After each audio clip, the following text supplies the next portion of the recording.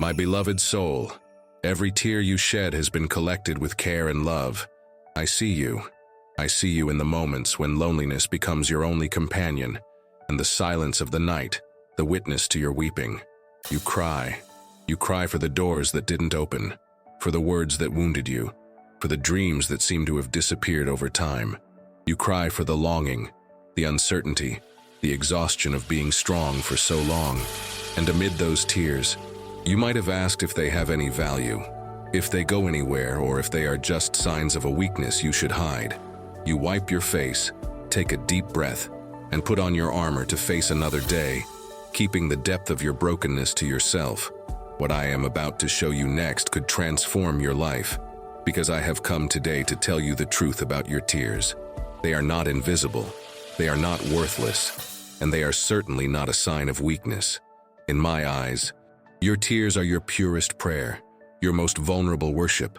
They are the language of a soul that still longs, still seeks, still believes, even in the midst of affliction. They are a treasure to me. Every tear of yours makes a sound in the heavens. Every single one is registered, cataloged, and none is wasted. I am not a God who turns away from your weeping. On the contrary, I am the God who draws near, who bends down to collect every drop, who sits beside you in your silence and cries with you. And more than that, I am the God who takes your distress and uses it as raw material. Today, you will grasp that your greatest pain is about to become your greatest strength. I change your tears into hope. Before continuing the message, write this statement of faith in the comments. God changes my distress into a testimony. By doing this, you are giving your permission for this process of divine alchemy to commence in your life. You are declaring that your weeping is not the end of the story. Now, continuing the message, I invite you to no longer despise your tears. Honor them. They are proof of a heart that loves, feels, and lives. And a heart that lives is a heart with which I can perform my greatest wonders. My precious soul, you need to understand the first and most immediate purpose of your tears. They are my gift of cleansing for your soul. Imagine your heart as a garden. Throughout life, the dust of disappointment, the toxins of bitterness, and the debris of harsh words accumulate. If they are not cleaned, they suffocate the flowers of joy and harden the earth, preventing new seeds of hope from taking root. Your tears are the rain, a celestial rain sent by me to wash your garden. Every tear you shed is a drop of grace that softens the hardened earth of your heart. They wash away the dust of frustration. They carry away the toxins of resentment. They prepare your soil for a new planting. Holding back tears out of pride or fear of seeming weak is the most damaging act you can commit against your own spiritual health. It is like refusing to allow rain to fall on dry, cracked earth. The dryness will only increase. The hardness will only intensify. I created you with the ability to cry because I knew your walk on earth would have moments that required this deep cleansing. It is a healing mechanism that I myself installed within you. Therefore, when the urge to weep comes, do not resist it. Find a safe place, come into my presence, and allow the rain to fall. Allow the cleansing to happen. It is not an act of losing control. It is an act of wise surrender to my healing process. Now, before we continue this message, write in the comments, I trust in the Lord. By doing this, you are declaring that you trust this cleansing process, even if it is painful. You are stating that you believe the rain of your affliction has a redemptive purpose. It is your act of committing yourself to the care of the perfect gardener. If this message has touched your heart and you wish to support this mission, click Super Thanks and help spread words of light, encouragement, and inspiration to many lives. Continuing on, understand that after this rain, your garden will not just be clean, it will be fertile. The soil that has been softened by tears is the soil most ready to receive the seeds of a new season. Your weeping is not just about the end of something. It is the preparation for the start of everything. My blessed soul, once your garden is clean and fertile, your tears assume a new function. They stop being just cleansing water and become seeds. Yes, every tear you shed in prayer, every drop of weeping that expresses a deep longing of your soul, is a seed that I collect and plant in the garden of your future. You have been weeping and sowing, even without knowing it. You weep for the restoration of your family, and every tear is a seed of reconciliation. You weep for provision amid hardship, and every tear is a seed of abundance. You weep for healing, and every tear is a seed of health and vitality. You weep for purpose, and every tear is a seed of clarity and destiny.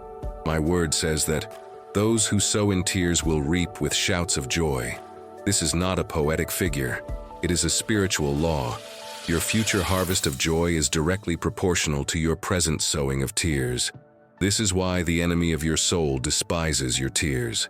He tries to convince you that they are useless, so you stop sowing. He knows that every tear of yours is a threat to his kingdom of dryness and despair. I, your God, I'm sending you a special sign. The sign you have been waiting for is in this verse, Psalm 126.5, which says, "Those who sow in tears will reap with shouts of joy." This is my guarantee to you. Your harvest is not a possibility, it is a certainty. Write in the comments, "I receive this message and I am blessed," and send love and protection to the person you love, declaring that their tears are also sowing a harvest of joy. If this message touched your heart, show your support with a super thanks and help spread this message of light. And before we proceed, let me guide you to something I have prepared to strengthen your faith even more. If you feel you need inner healing, spiritual reconnection, purpose, and prosperity aligned with my heart, there is a 31-day path waiting for you. Each day of this walk was created so I can speak to you more deeply and personally.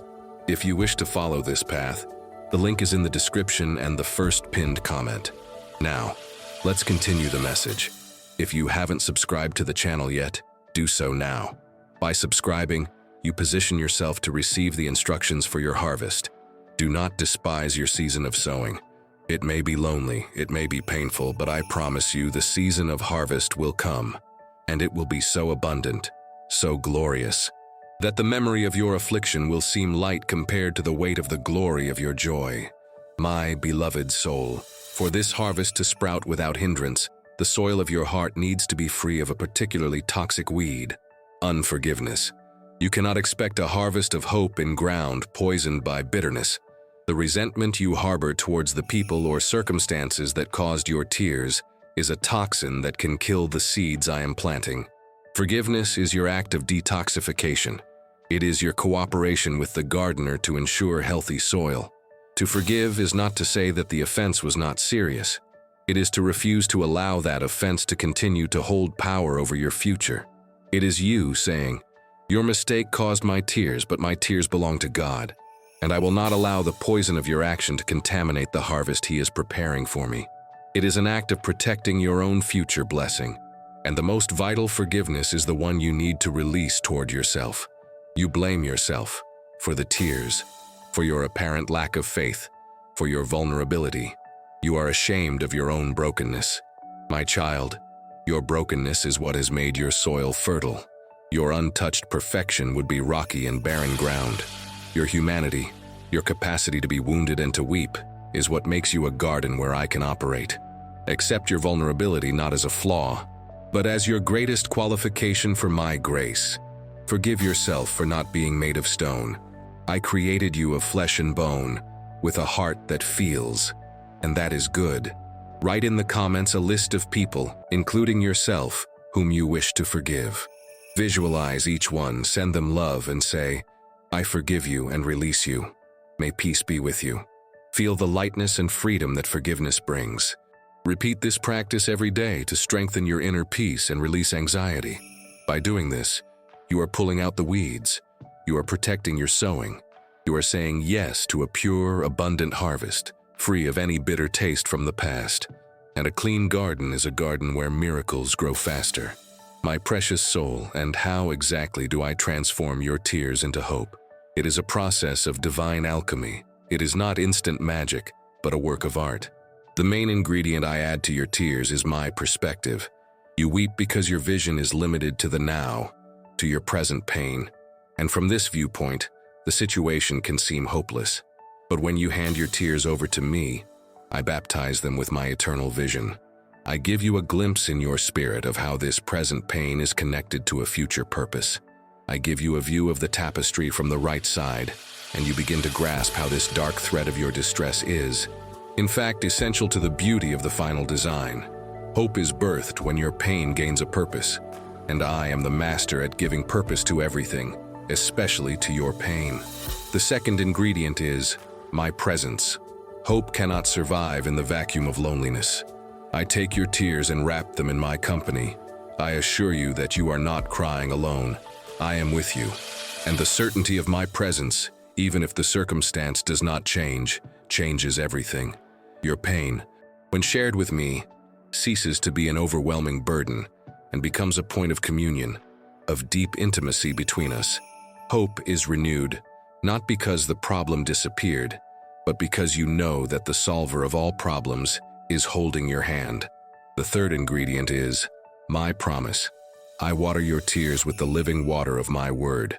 For every tear of fear, I give you a promise of protection. For every tear of lack, I give you a promise of provision. For every tear of loneliness, I give you a promise of eternal companionship. My word is the substance of hope. It is the anchor for your soul. It is the truth that silences the lie of despair. Perspective, presence, and promise. These are the elements I use to change the salty water of your tears into the sweet wine of your hope. And this new wine cannot be contained in the old wineskins of your former mindset. It requires a new heart, which is being formed in you through this exact process. My blessed soul, the hope that arises from your tears is not like the fragile hope you had before. It is of a superior quality. It is a hope forged in fire, tested by the storm. Your old hope was like a paper kite, flying high on soft, breezy days, but tearing in the first strong gust of wind. Your new hope is like an eagle. It does not flee from the storm. It uses the force of the opposing winds to soar even higher. Your new hope is not based on optimism, on the belief that things will just work out. It is based on my sovereignty, on the certainty that, even if things do not work out the way you planned, I am good, and my plan for you is good. It is a hope that is not shaken by circumstances. Your new hope is resilient. It knows the way of the dark valley, but it also knows the faithfulness of the shepherd who never abandons you. It is no longer afraid of the darkness, because it was in the darkness that it learned to see the stars of my promise with greater clarity. And your new hope is contagious. It is not meant to be kept to yourself. Your story of transformation, of how I took your tears and changed them into a river of hope, will become your greatest testimony. You will become a purveyor of hope.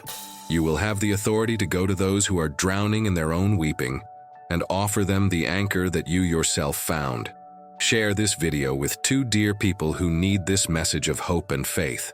Let's build a chain of love and mutual support together.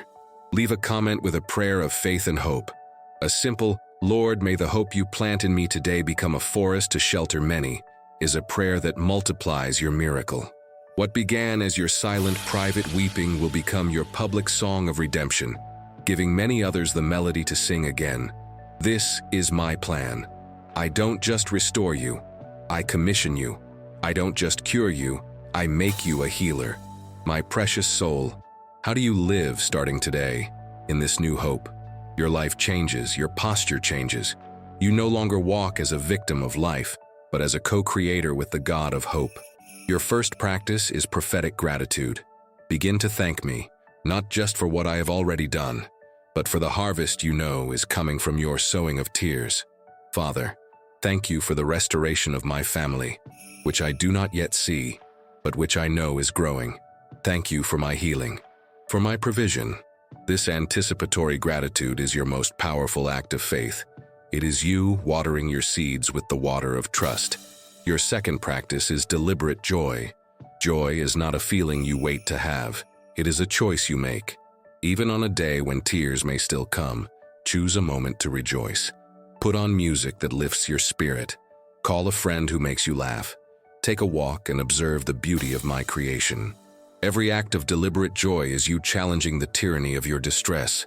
It is you saying, "My pain is real, but my God is more real, and in him there is fullness of joy." Your third practice is generosity. The best way to live in hope is to sow it. Find someone who needs a word of encouragement, a gesture of kindness, a prayer. Give them what you yourself need most. By becoming a channel of my hope for others, you ensure that the source in your own life will never run dry.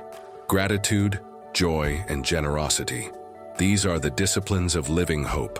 They are not a burden, but your celebration of the new life that is sprouting in you.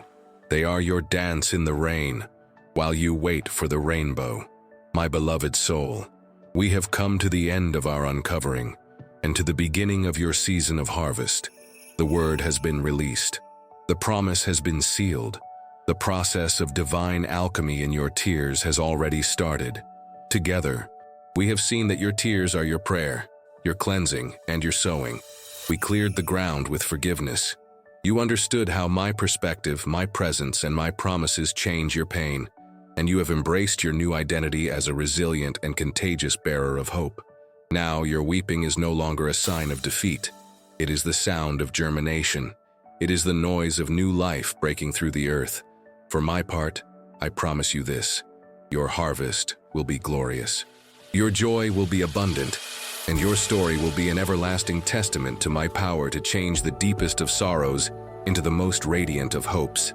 I will not waste a single tear.